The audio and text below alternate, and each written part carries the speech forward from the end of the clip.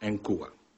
A raíz de este nuevo diálogo entre la Iglesia Católica y Cuba y de las medidas que se están tomando, y para permitir que el proceso que en este momento se está desarrollando y este proceso tenga éxito, he pedido a mis colegas en la presidencia rotatoria del Consejo que en esta nueva lógica política y diplomática no se adopten posiciones y conclusiones en esta ocasión, nos demos un tiempo razonable para juzgar cuáles son los resultados en las próximas semanas y meses de este esfuerzo de diálogo que estamos manteniendo con las autoridades cubanas, y a la luz de esa nueva situación reunirnos y yo espero, estoy convencido que será para superar la posición común. En otras palabras, el gobierno español nuevamente está pidiendo tiempo para Cuba. Bueno, llevan 50 años dándole tiempo y hemos invitado al señor Carlos Saladrigas, que es el copresidente del Cuba Study Group, que es uno de los grupos más influyentes en Washington del exilio cubano. Gracias, Saladrigas.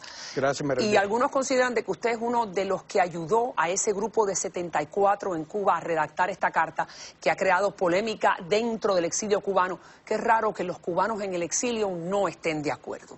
Hemos invitado también desde La Habana al señor Héctor Palacios. ¿Cómo está usted, Palacios? ¿Cómo está, María Elvira? Un saludo para ti y para todos los que están oyendo el programa. Sin duda que usted es uno de los presos políticos más pensantes que tiene el exilio y que tiene el régimen, y por eso le doy la palabra, porque usted es uno de los que firmó la carta de los 74, pero primero le pregunto a Saladrigas. Saladrigas, ¿usted qué participación tuvo con esta carta? La carta fue redactada 100%. ¿Quién la redactó? Por los 70. ¿Quién? No sé, me imagino que Dagoberto Valdés tuvo que ver con eso. En una conversación que tuve con Dagoberto, me dijo, tú no sabes la cantidad de manos que han habido en la redacción de esa carta.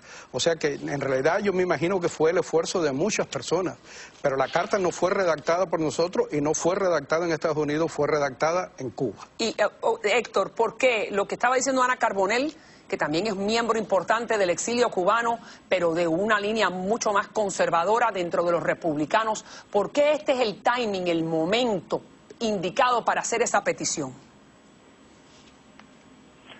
Chicas, nosotros siempre hemos estado a favor de que el mundo se abra a Cuba y que Cuba se abra al mundo, como decía el Papa. Primero quiero aclarar algo. La carta la hicimos los 74 que la firmamos, pero cada uno le puso un pedazo. Es decir, se hizo un borrador y cada quien le fue poniendo lo que estimaba.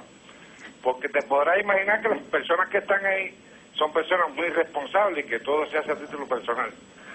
Pero ¿por qué nosotros defendemos esto? Porque el régimen cubano siempre ha dicho que los cambios no han venido a Cuba porque, bueno, desde el exterior, desde los Estados Unidos, que si la extrema derecha, que si los alfices, que no hay cambio y que se ve que se cuándo. Nosotros apoyamos que viniera a Cuba Carter, por ejemplo. Nosotros apoyamos que la cumbre iberoamericana, la 9ª, se celebrara en Cuba. Y nosotros hemos celebrado cada vez que el que Juanes cantara en La Habana. Toda esta gente que hay aquí, o casi todas, la apoyaron. ¿Qué es lo que pide la carta en particular? Necesita que le quiten la asfixia.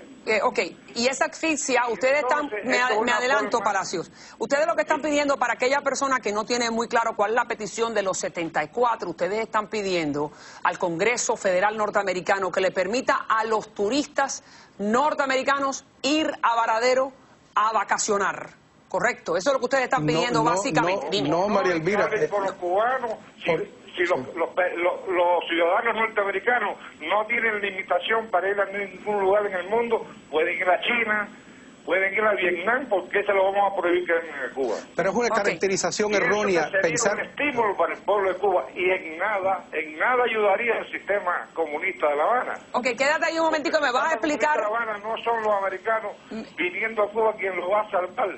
Me vas a explicar ahora... Me vas a explicar un momentico, déjame dar la palabra a Saladrigas, me vas a explicar por qué tú consideras que eso va a ser positivo si llevan los italianos, los canadienses, los alemanes, los españoles yendo hace 20 años y el régimen se mantiene igual. Pero te la dejo ahí, espérate Héctor, ¿qué me dices? La diferencia es, porque yo creo que es caracterizar erróneamente y hasta maliciosamente esta ley diciendo que es nada más que para los turistas. Por supuesto que permite el turismo, pero también va a permitir todo el intercambio social, los contadores hablando con contadores en Cuba, los arquitectos hablando con arquitectos en Cuba, los ingenieros con los ingenieros.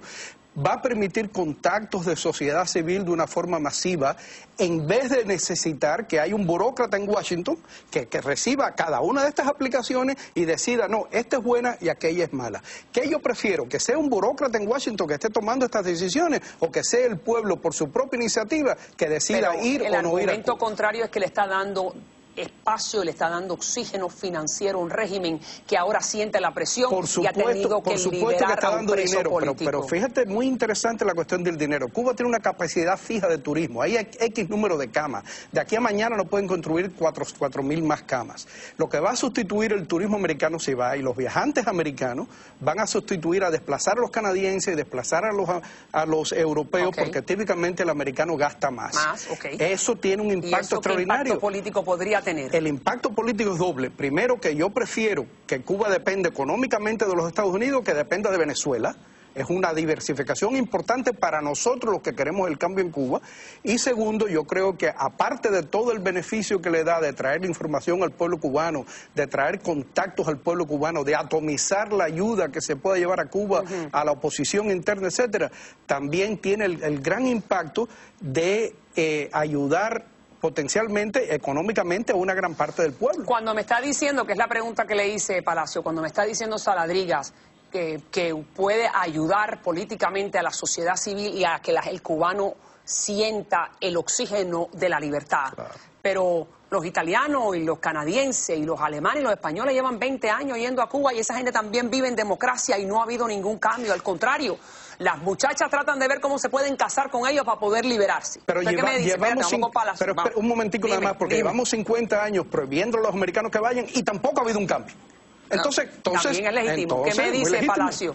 ¿Qué me dice Palacio? No, chica, yo creo que el pueblo americano no es como los italianos ni como otros pueblos. El pueblo americano es una cosa muy cerca, una cosa de la cual nos hablan muy mal todos los días. Y sin embargo, casi 2 millones de cubanos viven aquí. En los Estados Unidos no viven allá, donde tú dices, porque la mira, el propósito del pueblo cubano es restablecer las relaciones plenas con el pueblo norteamericano.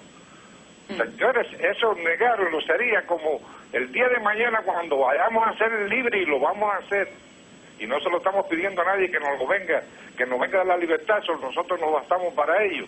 Entonces no vamos a tener los principales aliados, que es ese pueblo, que fue el que enseñó a la industria azucarera, fue el que hizo aquí en Cuba maravillas y que está dispuesto a hacerlo, pero además las relaciones con los norteamericanos para nosotros es dictar ahora mismo.